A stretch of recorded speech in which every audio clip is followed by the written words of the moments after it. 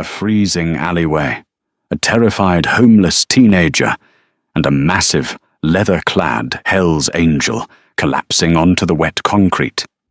When young Eva gave up her absolute last meal to save a terrifying stranger, she thought she was signing her own death warrant. Instead, she triggered a 200 biker response that shattered the city, the November wind cutting through the industrial outskirts of Portland. Oregon wasn't just cold, it was predatory. It found every tear in 19-year-old Eva Mitchell's threadbare denim jacket, settling into her bones with a heavy, aching dampness. For 8 months, the streets had been her entire world, a brutal, unforgiving landscape she inherited after her mother's sudden passing left her drowning in medical debt and evicted from their tiny apartment. Huddled beneath the rusted awning of an abandoned Texaco gas station, Eva pulled her knees to her chest. Her stomach twisted in a violent, hollow cramp. She hadn't eaten in 2 days. In her shivering, dirt-smudged hands, she held her most prized possession, a thick, slightly stale half-loaf of sourdough bread, wrapped in crinkled cellophane, and 2 small packets of diner honey she had managed to pocket earlier that morning. This was her survival ration. She planned to eat half tonight to stop the shaking, and save the rest for tomorrow. The absolute silence of the desolate street was suddenly shattered by the aggressive, guttural roar of a heavy V-twin engine. Eva pressed herself deeper into the shadows, her heart hammering against her ribs. On the streets, you learned quickly to make yourself invisible. The motorcycle a massive, custom-built Harley-Davidson Road. Glide swerved erratically as it turned into the cracked concrete of the gas station lot. The rider wasn't doing stunts, he was losing control. With a brutal screech of metal on pavement, the heavy bike tipped, skidding a few feet before pinning the rider's heavy leather boot. Eva didn't move. She stared with wide eyes at the giant of a man struggling to free himself. He was easily 6'4", clad in heavy denim and a leather cut. Even in the dim light of the distant street lamp, Eva could clearly make out the infamous winged death's head patch on his back, surrounded by the top and bottom rockers, Hell's Angels. Fear paralyzed her. The myths and realities of the motorcycle club were well known. You didn't approach them. You didn't look at them too long. And you certainly didn't get involved in their business. But as the man finally kicked his leg free from the fallen bike, he didn't stand up. Instead, he collapsed onto his back, his massive chest heaving.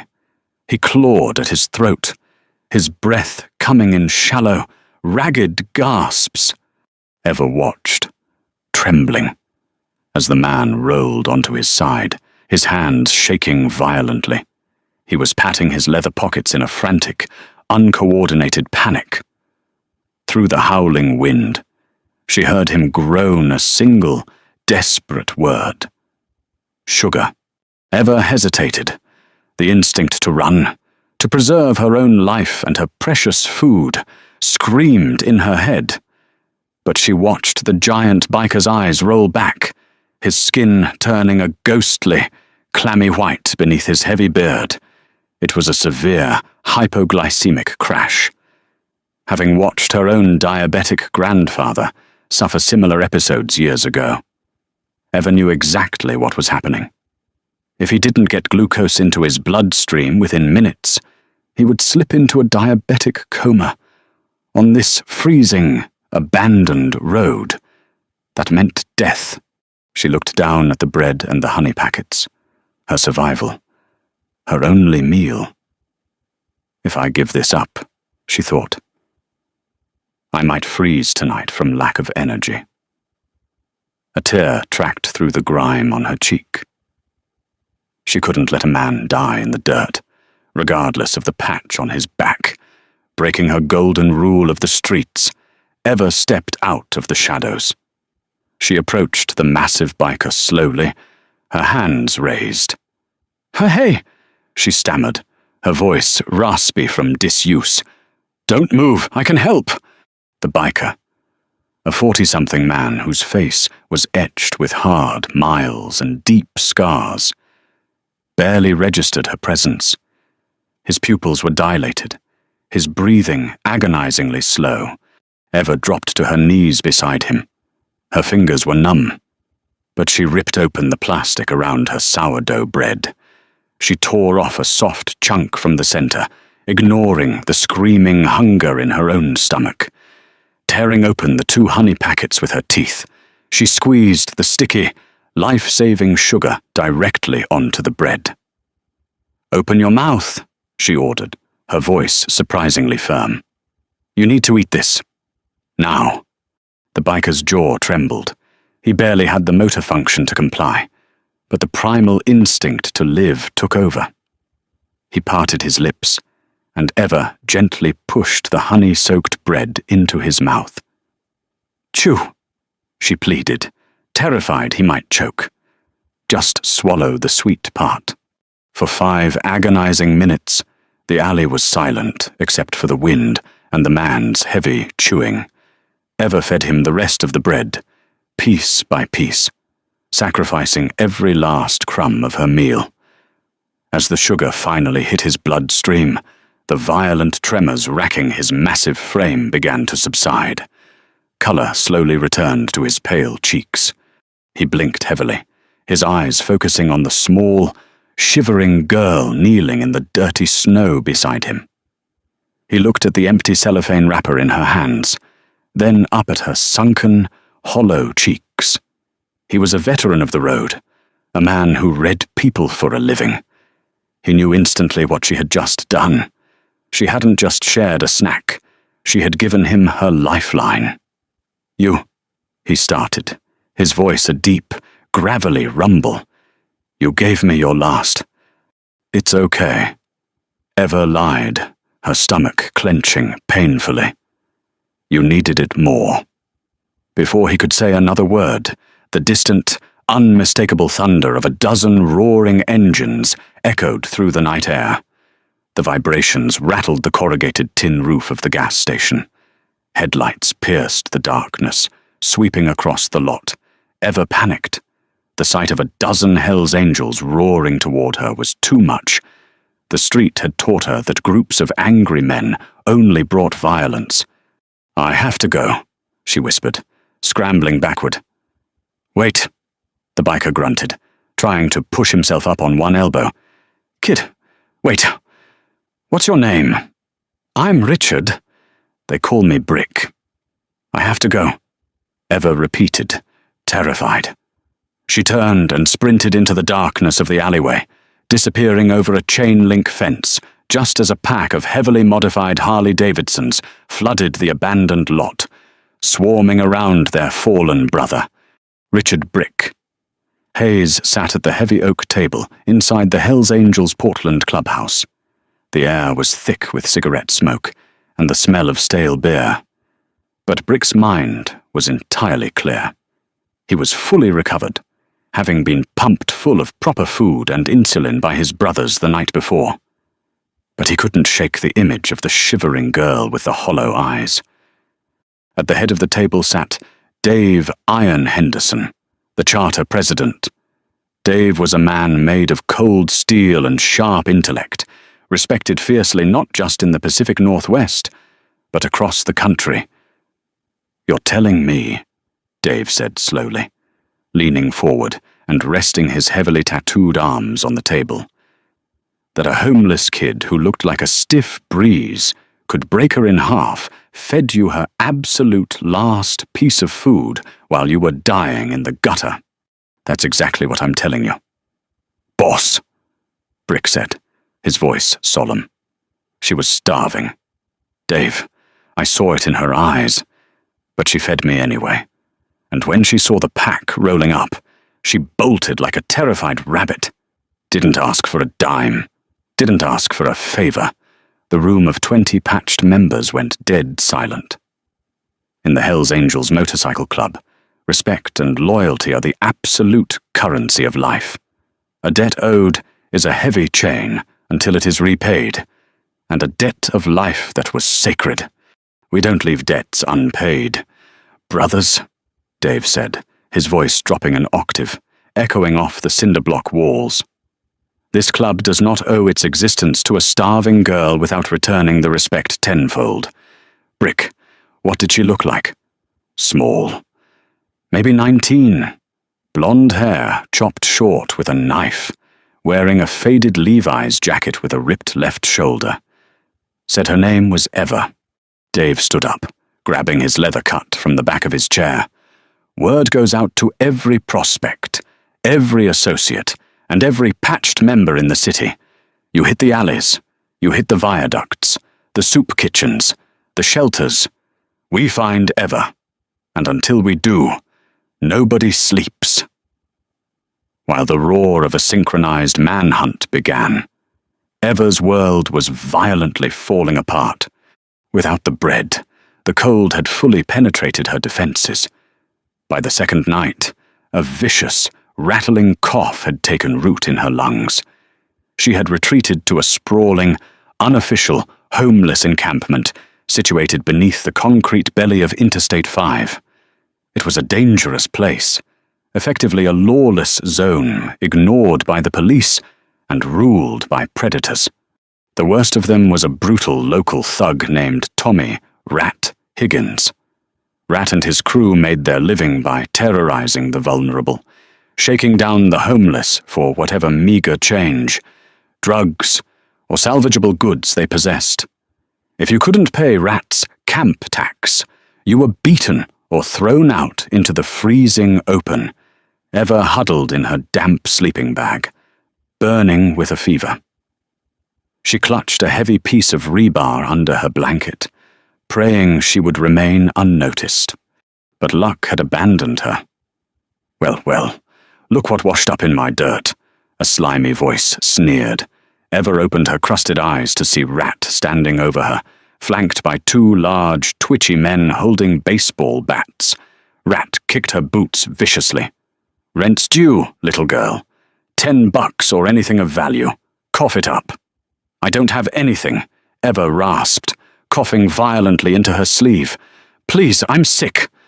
I don't care if you're dying, Rat spat, reaching down and grabbing the collar of her denim jacket, hauling her half out of her sleeping bag. Search her stuff, he barked at his men. The men began tearing through her tiny backpack, dumping her few mementos, a photo of her mother, a spare pair of socks, into the mud. Stop, Eva screamed, trying to pull away from Rat's grip, but she was entirely too weak. He raised a heavy hand to strike her. Then, the ground began to vibrate. It started as a low, distant hum, a frequency felt in the chest before it reached the ears. Rat paused, his hand still raised, looking toward the dark tunnel entrance of the underpass. The hum built into a deafening, mechanical roar. Brilliant, blinding LED headlights pierced the gloom of the camp, casting long, monstrous shadows against the concrete pillars. The homeless residents scattered, diving into their tents. Two motorcycles roared directly down the dirt path of the encampment, stopping 10 feet from where Rat was holding Eva. But it wasn't just two. The thunder echoed as 4 more pulled up behind them. Then 6 more. A dozen massive, terrifying men cut their engines, the sudden silence almost as deafening as the noise. Rat dropped Eva, his bravado evaporating instantly. He recognized the red and white patches immediately. Everyone on the streets did. Brick stepped off his Harley, pulling off his heavy leather riding gloves. He didn't look at Rat.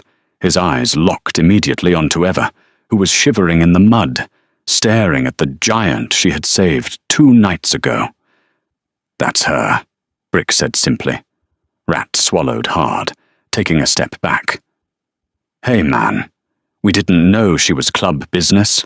We were just collecting a little toll. No disrespect to the angels. Brick slowly turned his head to look at Rat. The look in his eyes was pure, unadulterated ice. Behind Brick, Dave Iron Henderson stepped forward, resting a hand on his thick leather belt. "You charge a toll to freeze in the dirt?" Dave asked, his voice deathly calm. "You lay hands on a girl who has nothing. Look," Rat started, but he never finished. With terrifying speed, Brick stepped forward and grabbed Rat by the throat with one hand, lifting the thug onto his toes. Rat's two goons dropped their baseball bats and ran, abandoning their leader to the wolves. "Listen to me very carefully, you piece of garbage," Brick whispered, pulling Rat's face inches from his own. "This girl, she's under our protection now. You breathe her air. You walk on her side of the street. You even look at a shadow that looks like hers, and the club will bury you where nobody will ever find you. Do you understand me?" He dropped Rat, who scrambled backward in the mud, gasping for air before fleeing into the darkness. Brick knelt down in the mud, his demeanor instantly changing from a violent enforcer to a gentle giant. He picked up the photo of Eva's mother, wiped the mud off it with his leather sleeve, and handed it back to her. "I told you I owed you, kid," Brick said softly. Eva broke down, sobbing uncontrollably as the adrenaline left her system. Dave stepped forward, taking in her feverish sweating and violent shaking. "She needs a hospital, Brick. She's burning up," Dave noted grimly, "and we can't leave her here. I have nowhere to go," Eva cried, coughing violently. "The city developers bought this land. The police are coming tomorrow to bulldoze the whole camp. They're throwing everyone out into the freeze." Dave's jaw clenched. He looked around at the desperate faces of the homeless veterans and runaways peeking out from their tents. Then he looked at the girl who had saved his brother's life. A heavy, righteous anger settled over the Hells Angels president. He pulled out his phone. "Brick," Dave said, his eyes narrowing as he looked at the city skyline. "Call the Seattle Charter. Call the Oakland boys. Call Reno. Tell them to drop everything and get on the interstate." Brick looked at his president, a slow, dangerous smile spreading across his face. "How many brothers are we calling in, boss?" "All of them," Dave replied.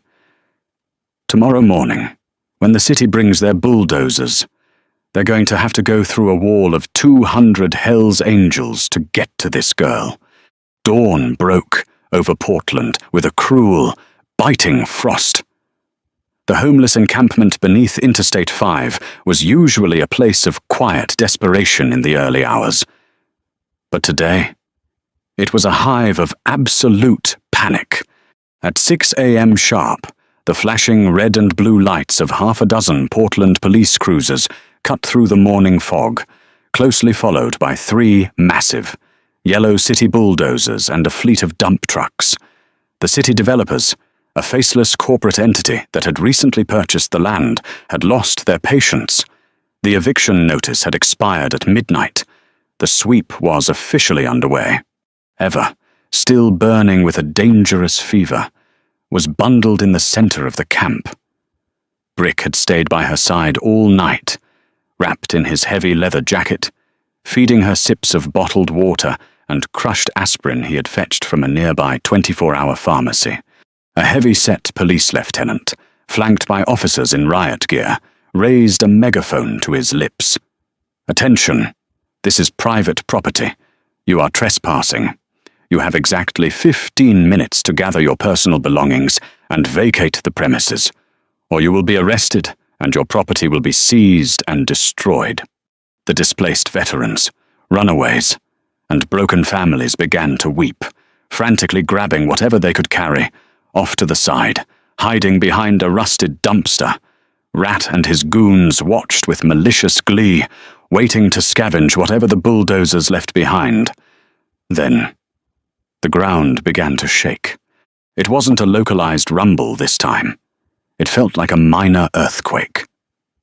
The police lieutenant lowered his megaphone, his brow furrowing as a deep, resonant thunder echoed down the interstate off-ramp. Suddenly, a column of motorcycles appeared through the thick morning fog. It wasn't 10. It wasn't 20. It was a tidal wave of roaring chrome and roaring V-twin engines, over 200 Hells Angels, representing chapters from Seattle, Oakland, Reno, and beyond, poured into the muddy lot. The sheer volume of the noise was physical, rattling the windows of the police cruisers. They rode in perfect, disciplined 2x2 formation, their faces hidden behind heavy bandanas and dark sunglasses. They didn't act like a chaotic mob. They moved with military precision. The massive column swept completely around the perimeter of the homeless encampment, cutting off the police and the bulldozers from the tents. 200 heavily armed, fiercely loyal bikers cut their engines simultaneously. The silence that followed was more terrifying than the noise. 200 men dismounted, crossed their arms, and formed an unbroken human wall between the city authorities and the desperate people shivering in their tents. The police lieutenant placed a hand on his holster, visibly sweating despite the freezing temperature. What is the meaning of this? You are interfering with a lawful eviction. The crowd of leather parted. Dave Iron Henderson, flanked by a dozen massive sergeants-at-arms, walked calmly toward the police line. He didn't yell. He didn't threaten. He reached into his leather cut and pulled out a thick, manila envelope. "Morning, Lieutenant," Dave said, his voice carrying clearly in the frosty air. "I think there's been a misunderstanding." "There is no misunderstanding," the officer snapped. "This land is owned by Apex Development. They want it cleared." Dave smiled. A cold, dangerous expression. It was owned by Apex, but it turns out Apex is heavily funded by a certain investment firm in Oakland, a firm that owes our club a massive, outstanding debt. My boys paid a visit to their CIO at 3 a.m. this morning. We had a very productive chat. Dave tossed the thick envelope onto the hood of the police cruiser. Inside, there is a legally binding, signed and notarized transfer of the deed. This entire lot, right down to the highway pillars, is now the legal, private property of the Hells Angels Motorcycle Corporation. And we aren't evicting anybody. The lieutenant's jaw dropped. He opened the envelope, scanning the documents. The signatures were there. The legal seals were perfect. In a matter of hours, the most notorious outlaw motorcycle club in the world had strong-armed a multi-million-dollar corporation into signing away an entire city block just to protect one sick girl. "Now," Dave rumbled, his eyes narrowing, "get your bulldozers off my property." Defeated and legally outmaneuvered, the police had no choice. Slowly, humiliatingly, the cruisers and the heavy machinery backed away, retreating into the fog. The camp erupted into cheers, but the bikers didn't celebrate. They turned their attention to the center of the camp. Brick gently scooped Eva up into his massive arms. She was incredibly light, completely exhausted by her fever. A black, custom-outfitted conversion van, the club's mobile support vehicle, pulled up to the tents. "You're safe now, kid," Brick whispered, carrying her into the heated back of the van where a club-affiliated nurse was already waiting with an IV drip and antibiotics. "You're safe. The twisting roads of life rarely offer second chances. But when they do, they hit like a freight train." Eva woke up 3 days later, not in a damp sleeping bag, but in a plush, incredibly warm bed at a private medical facility on the outskirts of the city. The beeping of a heart monitor was the only sound in the sunlit room. She looked down at her arm, connected to an IV that was pumping life-saving hydration and antibiotics into her system. The door creaked open, and Brick stepped in. He looked completely out of place in the sterile, white hospital environment. A mountain of leather and denim holding a small, slightly squashed bouquet of daisies. "Hey there. Lifesaver," he said softly, pulling up a chair that groaned under his weight. Eva swallowed hard, her throat still dry. "Brick, what happened? How am I here? I can't pay for this. Don't you ever worry about a bill again," Brick said firmly. "The club's got it. Every dime." Eva's eyes filled with tears. "Why? Why did you do all of this for me? I just gave you a piece of bread." Brick leaned forward, resting his elbows on his knees. He looked down at his scarred hands, suddenly looking older than his years. "Eva, you didn't just give me a piece of bread. When my blood sugar crashed that night, I was slipping away. And as my eyes were closing, I wasn't thinking about my bike or my brothers. I was thinking about my daughter, Sarah." Eva watched him quietly as he took a deep, shuddering breath. "Sarah ran away from home 5 years ago," Brick continued, his voice thick with emotion. "We had a fight, a bad one. She ended up on the streets, just like you. And 3 years ago, she died in an alley in San Francisco, alone, freezing, because nobody stopped to help her. Nobody gave a damn about a homeless kid." He looked up, his eyes locking onto Eva's. "When I opened my eyes in that dirt and saw you, a girl the exact same age my Sarah would have been, sacrificing your own survival to save a terrifying stranger, it broke me. You showed me the mercy the world refused to show my little girl." Tears streamed down Eva's face. She reached out with her free hand, and the giant biker took it, holding it gently in his massive grip. But the Hells Angels weren't finished. A week later, Eva was discharged from the hospital, fully recovered and wearing brand new clothes. Brick and Dave were waiting for her outside, but they didn't take her back to the streets. They drove her back to the underpass. When Eva stepped out of the truck, she gasped. The muddy, dangerous shantytown was gone. In its place, several massive, heated, military-grade canvas structures had been erected. Portable bathrooms, a mobile shower unit, and a functioning field kitchen were fully operational. Several patched members of the Hells Angels were serving hot stew to the homeless residents. "The club owns the land now," Dave explained, standing beside her. "But we aren't developers. We're setting up a permanent, secure sanctuary here. No predators, no city sweeps, and definitely no rats." Rat and his gang had mysteriously vanished from Portland entirely, never to be seen again. "It needs a manager, though," Dave continued, handing Eva a set of keys and a thick, leather-bound ledger. "Someone who knows these people. Someone who knows what it takes to survive out here. We set up an apartment for you in the administrative trailer, and the club is putting you on a full-time salary." Eva looked at the keys, completely overwhelmed. In the span of a single week, she had gone from starving to death in a frozen alley to becoming the director of a fully funded, protected sanctuary for the city's forgotten souls. I don't know what to say," Eva stammered, looking up at the two imposing bikers. Brick smiled, clapping a heavy hand on her shoulder. "You don't have to say anything, kid.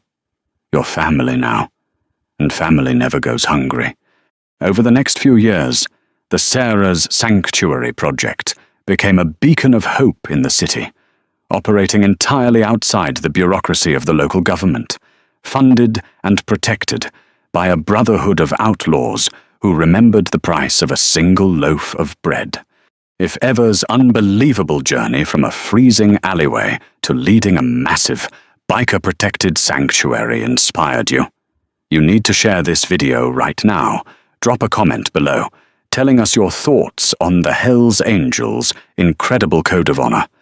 Don't forget to smash that like button, subscribe to the channel, and hit the notification bell for more jaw-dropping, true-life stories every single week.